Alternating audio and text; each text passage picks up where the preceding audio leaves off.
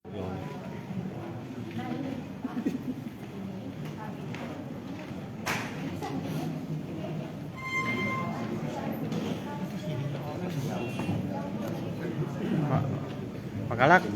pakalak, duduk sama. Mana sih mana? Adik ini kan sudah tambah. Maju doang. Kamera HP malah juga.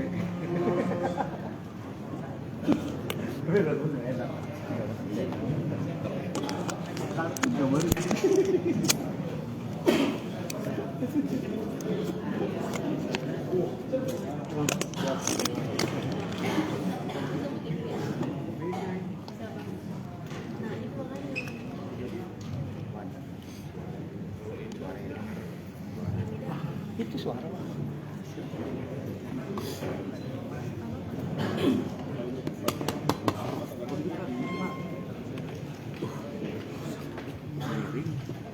Iya itu kan harus maju juga. Siap. Mungkin ya Allah. Kita gambarnya. Assalamualaikum warahmatullahi wabarakatuh. Selamat siang, salam sejahtera untuk kita semua. Yang saya hormati Pak Danren, yang saya hormati Pak Dandis, kemudian Kepala BPPD, yang saya hormati juga Kepala Dinas SDM Provinsi Jawa Barat, saya hormati rekan-rekan media semua. Pada hari ini, siang ini kami akan menyampaikan progres ya, pengungkapan atau penegakan hukum terkait dengan longsor goyang ya, yang ada di Gunung Pudak, Desa Cipanas, Kecamatan Duku Puntang, Kabupaten Cirebon.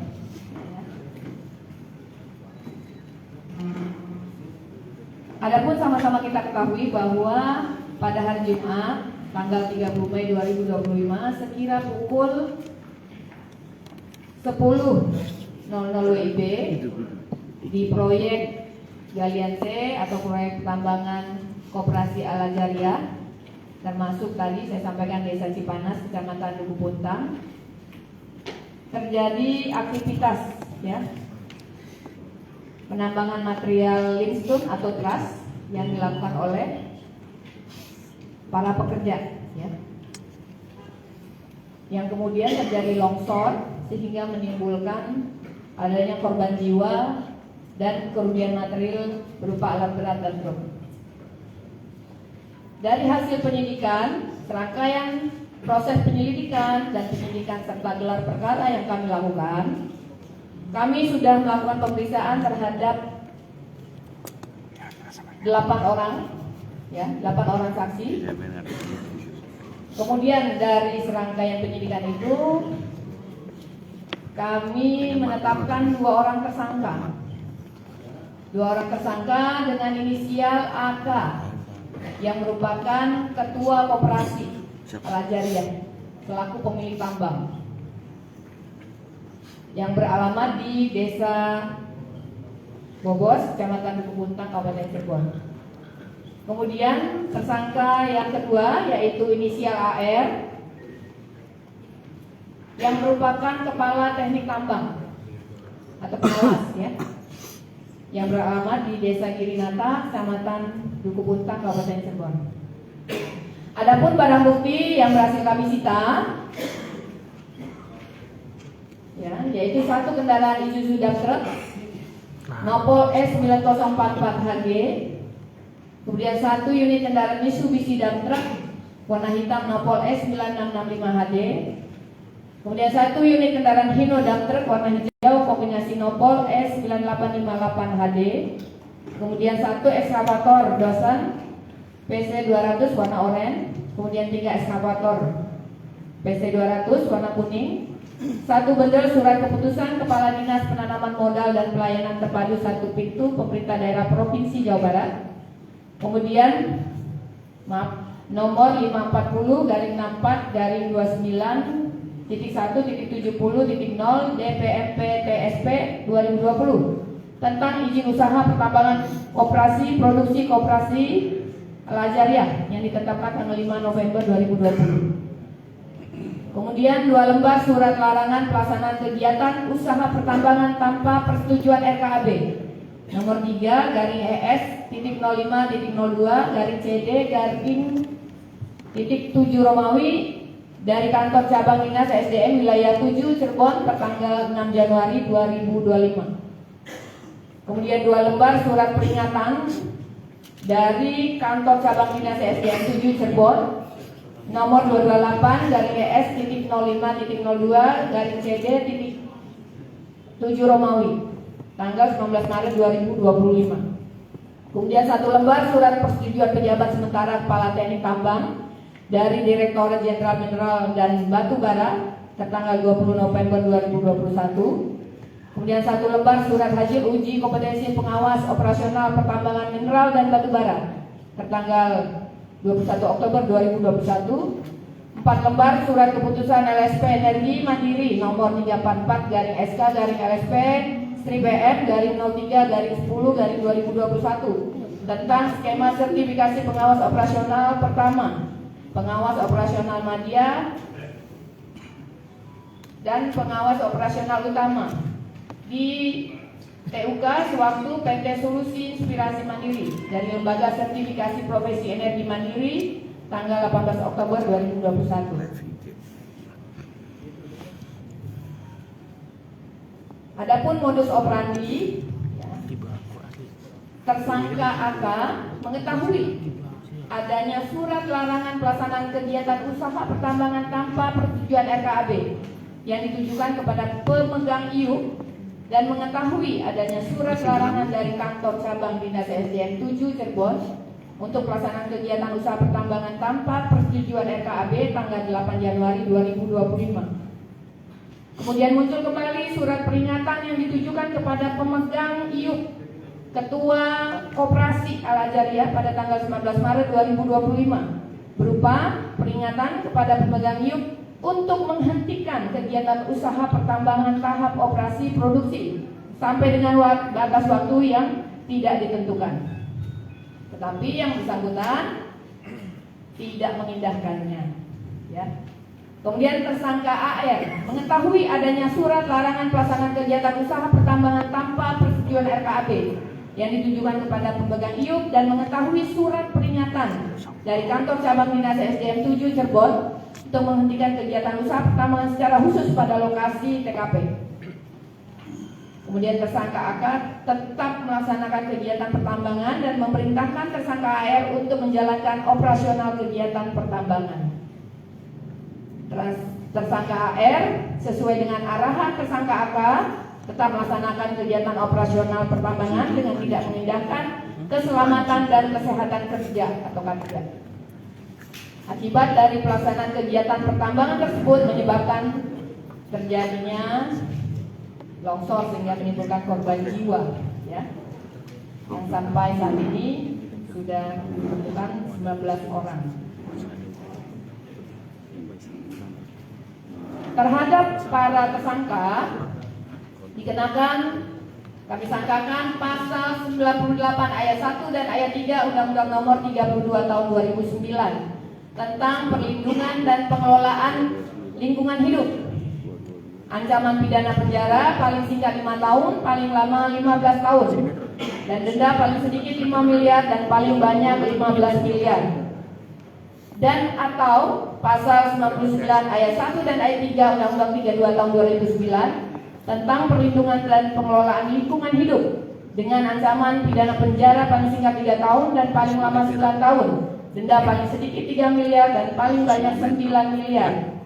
Dan atau pasal 35 ayat 3 junto pasal 186 Undang-Undang Nomor 13 tahun 2003 tentang ketenaga kerjaan sebagaimana yang telah diubah dalam Undang-Undang Nomor 6 tahun 2023 tentang penetapan peraturan pemerintah pengganti Undang-Undang Nomor 2 tahun 2022 tentang Cipta Kerja menjadi undang-undang dengan ancaman pidana paling singkat 1 bulan dan paling lama 4 tahun.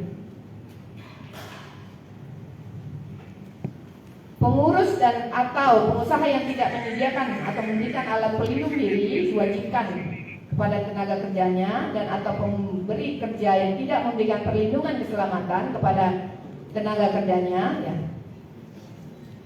Kita sangkakan pasal 3, junto pasal 14, pasal 15 Undang-Undang Nomor 1 Tahun 70 tentang keselamatan kerja dengan kurungan selama-lamanya 3 bulan dan denda setinggi-tingginya Rp100.000. Kemudian dan atau diterapkan juga dalam kasus ini yaitu pasal 359 KUHP, junto pasal 55 dan 56. Ya, barang siapa karena kesalahannya atau kealpannya menyebabkan orang lain mati, sebagaimana tadi yang saya sebutkan. Mungkin itu yang bisa kami sampaikan dalam proses pengungkapan, ya, atau penegakan hukum terhadap longsor galian C di Blok Gunung Kuda, Desa Cipanas, Kecamatan Dukupuntang, Kabupaten Cirebon. Ini kita perlihatkan barang buktinya, ya.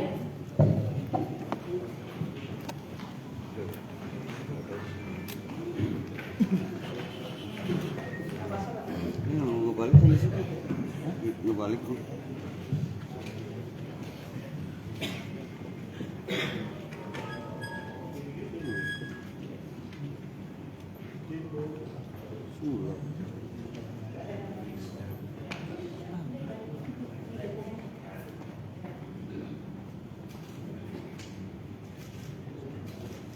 Ini truk-truknya gambarnya aja ya, karena kan nggak bisa dibawa ke sini.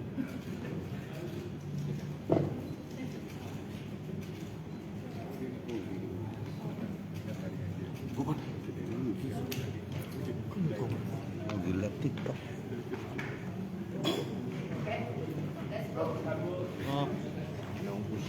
Baik, sekarang kita akan mendengarkan penyampaian dari Pak Danren terkait dengan penanganan Gua ada yang lihat 4 longsor di Gunung Kuda. banyak sekarang senet. Bawahnya udah 50.000. Baik, rekan-rekan sekalian, saya akan menyampaikan terkait dengan progres kerjaan kita dalam rangka penanggulangan bencana di Desa Cipanas, Kecamatan Dukupuntang di Gunung Kuda. Jadi pekerjaan sudah kita mulai sejak 07.00. Kemudian berdasarkan hasil asesmen di lokasi tadi malam, sekaligus dengan kegiatan briefing, pekerjaan yang semula dibagi menjadi 2 titik atau worksheet A dan worksheet B ini difokuskan pada pagi hari ini. Dari tadi pagi difokuskan di worksheet A di sebelah barat, karena yang di worksheet B di sebelah timur ini terjadi longsor susulan. Kemudian pada pukul 13.00 pekerjaan ini kita hentikan karena pada saat kita bekerja baik menggunakan alat, kemudian ada sebagian personil kita yang gabungan yang melaksanakan secara manual, itu tebing yang sebelah kanan tadi yang dikosongkan masih terjadi longsor susulan, beberapa kali longsor susulan, sehingga pekerjaan dihentikan sambil menunggu asesmen, kemudian menunggu alat berupa total stationary yang akan kita gunakan untuk memantau kemungkinan longsor lanjutan, sehingga pekerjaan kita hentikan. Kemudian alhamdulillah pada pukul 10 sampai dengan pukul 13.00 tadi kita berhasil menemukan 2 jenazah baru, sehingga korban bertambah menjadi 19 orang. Yang pertama yang tertemukan adalah jenazah Nahlo Sanjaya Besanol, usia 53 tahun, alamat Desa Kedongdong Kidul, Kecamatan Dukupuntang. Kemudian korban yang kedua yang ke-19 atas nama Wahyu Galih B, warga umur 26 tahun, alamat Desa Cipanas, Kecamatan Dukupuntang. Jadi secara keseluruhan saya ulang, korban sementara berjumlah 19 orang. Masih berdasarkan hasil laporan dan informasi dari masyarakat maupun kepala desa masih diduga ada sekitar 6 orang yang belum ditemukan dan belum ditemukan. Yang mudah-mudahan dengan datangnya nanti alat tersebut yang tadi kita hentikan, kita mencari alat untuk mengukur bagaimana kemungkinan longsor ini bisa kita maksimalkan kembali. Dan mudah-mudahan sebelum 7 hari bisa kita korban atau yang diduga tadi sebanyak 6 orang bisa kita temukan. Demikian yang bisa saya sampaikan terkait dengan progres kegiatan pada hari ini. Terima kasih. Baik, dari Pak Kadis SDM, ada yang menyampaikan?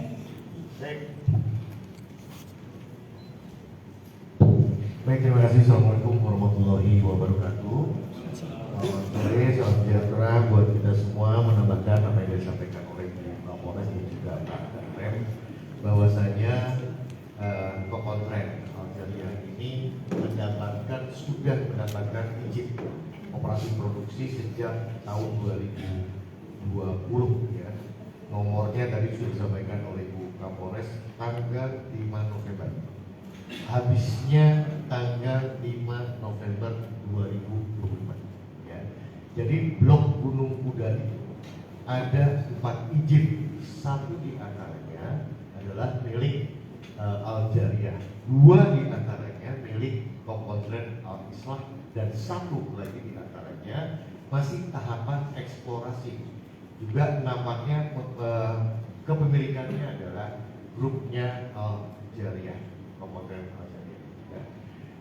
Berdasarkan kepada hak dan pemenuhan hak dan kewajibannya, Aljaria ini sudah memenuhi kewajiban. Di antaranya adalah menyusun dokumen KKP sebagai dasar untuk melaksanakan kegiatan pertambangan. Sejak tahun 2025 itu tidak memiliki dokumen RKA. Ya, jadi ini sudah diingatkan berkali-kali. Bahkan terakhir tanggal di bulan Maret, saya lupa tanggalnya, di bulan Maret tahun 2025 diminta untuk dihentikan. Ya. Maaf, 19 Maret ya. 19 Maret 2025 minta dihentikan kegiatan, tetapi tetap tidak dihentikan. Ya.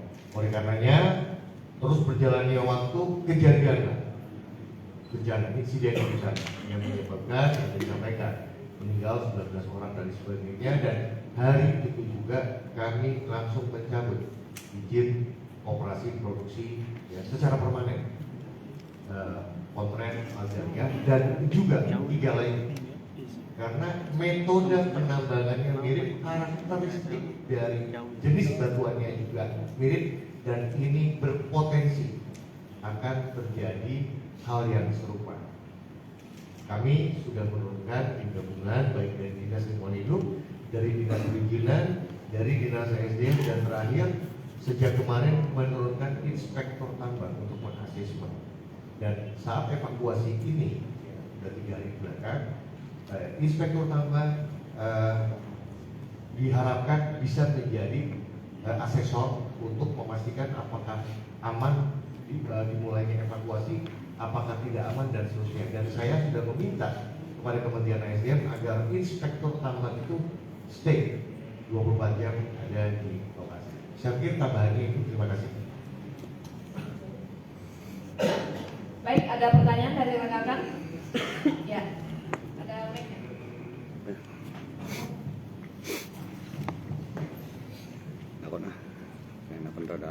Assalamualaikum, izin saya Rofahan dari metronews.com. Izin bertanya, kemarin Kang Didi kan mempertanyakan terkait izin yang Kokontren Al-Azharia ini. Apakah sudah ditelusuri benar ada pesantren atau ini hanya mengaku sebagai koperasi pondok pesantren untuk mendapatkan izin? Jadi koperasi Mas. Iya, ya maksudnya ada kan koperasi pondok pesantren berarti milik pesantren. Nah ini apakah benar ada pesantren tidak? Kan tadi Ya, ini yang tadi kita tersangkakan adalah ketua koperasinya. Nanti kita dalami. Ya. Tadi sampai. Ya, Pak Faisal.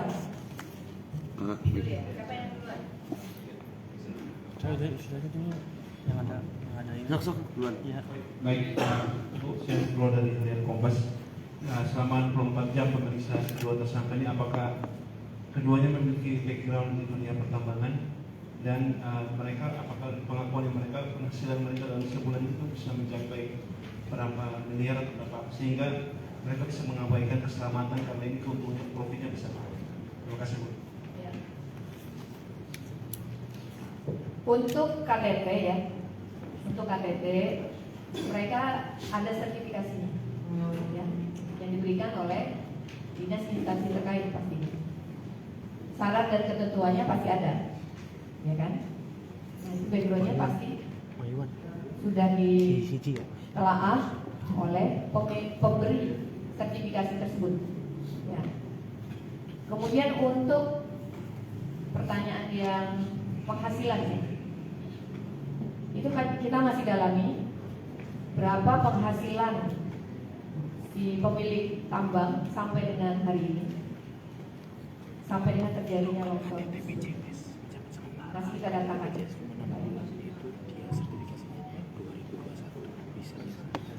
Izin Ibu Zega dari Tujuan, izin seperti yang Ibu sampaikan tadi ada 8 yang sudah diperiksa. Itu bagaimana hasil pemeriksaan 8 orang itu? Apakah nanti ada potensi untuk bertambah tersangka atau ini adalah hasil dari 8 pemeriksaan tersebut? Dan bagaimana kepolisian menjamin pertanggungjawaban hukum terhadap keluarga korban? Maksudnya bagaimana mereka, apakah ada santunan atau dari pihak korban bagaimana? Ya, siap. Ya, terhadap saksi-saksi yang kami lakukan pemeriksaan ya, sementara ini yang kita mintai pertanggungjawaban ada 2 orang ya, pemilik tambang dan KTT. Karena yang tadi saya sampaikan perbuatan melawan hukumnya yang tadi saya sampaikan. Ya. Kalau nanti berkembang bisa saja apakah benar dilakukan pengawasan yang benar dan seterusnya, ya kita masih dalam ya. Tapi tadi dari dinas provinsi kan sudah memberikan teguran untuk dihentikan tambangnya. Namun si pemilik tambang tidak mengindahkan. Ya.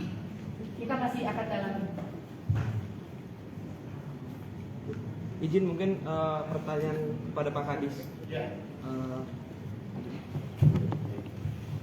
BD Kompas TV Jakarta. Pak Kadis, mohon dijelaskan sebenarnya untuk tambang ini, galian ini sudah berjalan sejak kapan dan pengawasannya seperti apa memang dari dulu gitu.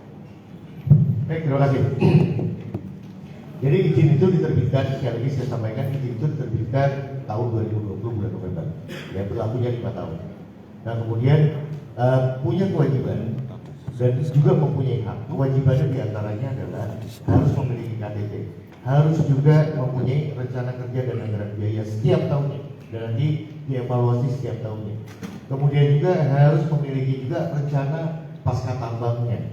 Ya. Nah untuk yang Kokontren ini ya, Alzaria, RKAB-nya tahun 2024 itu tidak ada. Dan ini justru sudah dimintakan oleh kami. Itu poin yang pertama dari aspek dokumen persyaratan di dalam melaksanakan kegiatan pertambangan. Yang kedua, kami sudah melaksanakan juga fungsi pengawasan bersama-sama dengan inspektur tambang.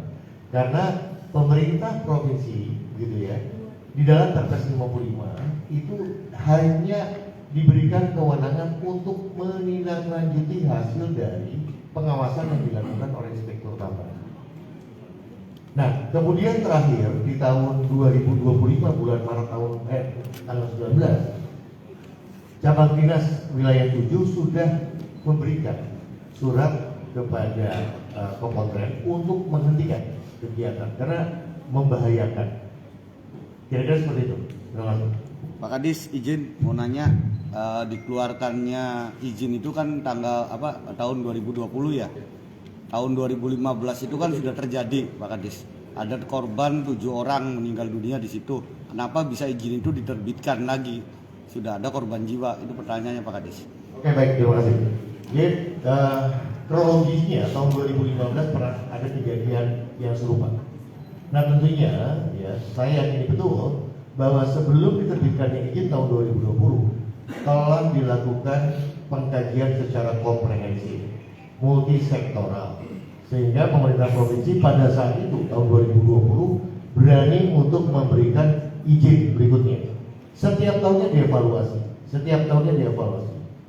Nah, persoalannya saya yakini betul di tahun 2023-2024 dengan dugaan saya metode penambangannya tidak baik begitu ya, sudah diberikan peringatan berkali-kali ya. Dan bahkan inspektur tambang sudah diinformasikan untuk melakukan pendalaman terhadap metode pekerjaan penambangannya. Terima kasih. Oke, silakan. Ya, dari Detik. Karena jumlah tambang kan bukan hanya untuk jumlah tambang di Cirebon kan bukan hanya di wilayah Untang Pak, sedangkan di wilayah kecamatan lain pun masih banyak. Nah, sampai sejauh ini bentuk pengawasannya seperti apa, dan kalau memang ada data terkait penambangan yang bukan oleh Dinas ESDM yang terutama yang ilegal Pak, yang bisa disebutkan ada berapa Pak di Cirebon Pak? Terima kasih. Jadi detailnya kalau di Kabupaten Cirebon saya kurang hafal betul begitu.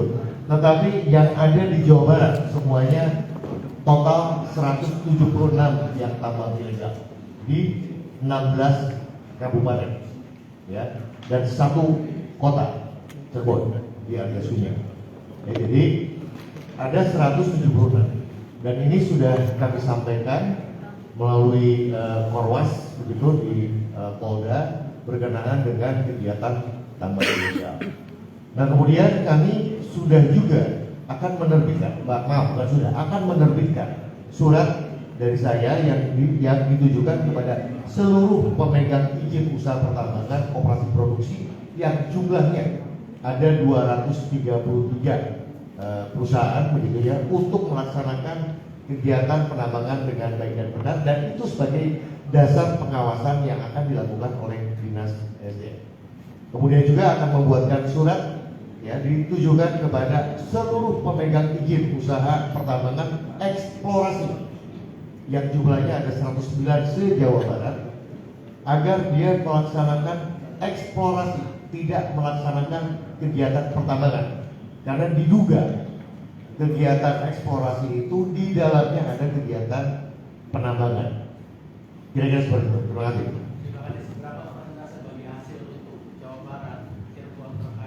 Ya, tidak ada sama sekali. Jadi pajaknya itu murni semuanya ada di kabupaten.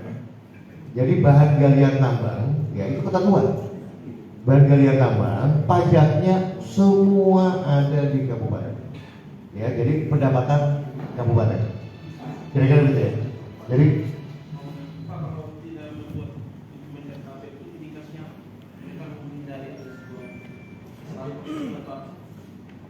ya, jadi dokumen RKAP itu berisikan tentang bagaimana dia melakukan rencana penambangan, ya. Rencana penambangan, kemudian jumlah produksi yang akan dihasilkan di tahun berkenaan, ya. Kemudian juga bagaimana menyajikan rencana reklamasi dan pasca tambangnya di tahun bersamaan, gitu ya. Jadi menjadi penting sekali. Kira-kira begitu. Terima kasih.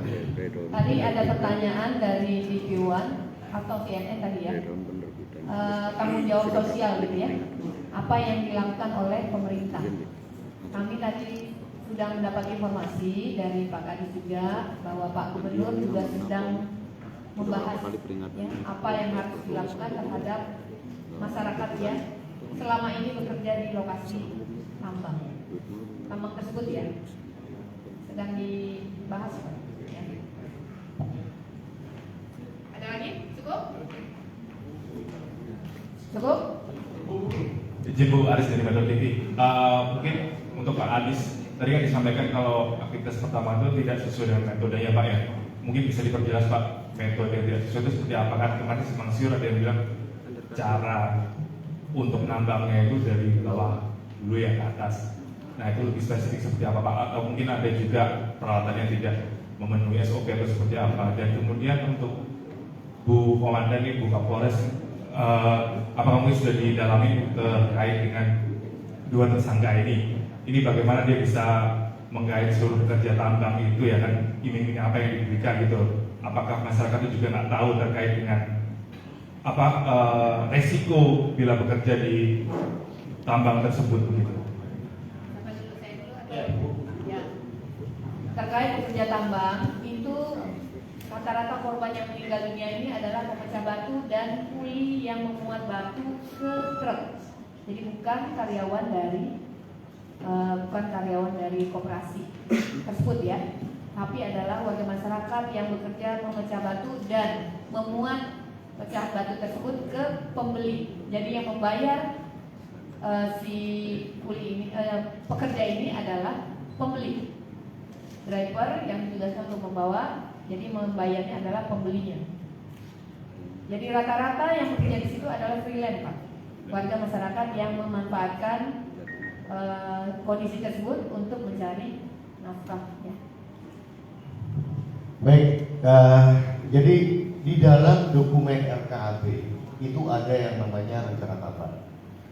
Kalau menurut saya, ya, karena itu domainnya adalah inspektur tambang, itu metodenya harusnya terasanik dengan karakteristik batuan, sehingga apa yang dikerjakan di lapangan kemarin itu menurut saya menyalahi metode prosedur penambangan. Ya, tapi ini sudah didalami oleh inspektur tambang. Kira-kira begitu. Sedikit. Tadi Bu Kapolres bilang kalau mayoritas ini bukan karyawan dari tambang begitu ya. Ini kuli pemecah batu. Hanya 5 ya. Ya. Nah, lantas bagaimana pertanggungjawaban perusahaan terhadap masyarakat itu? Karena kan seharusnya perusahaan ini juga harus bertanggung jawab gitu. Sejauh ini seperti apa? Ya, nanti kita bahas, kita akan kaji ya seperti apa, apakah dibebankan kepada pemerintah daerah atau kepada si pengusaha ini.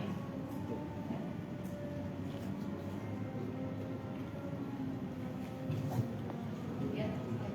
Cukup aja.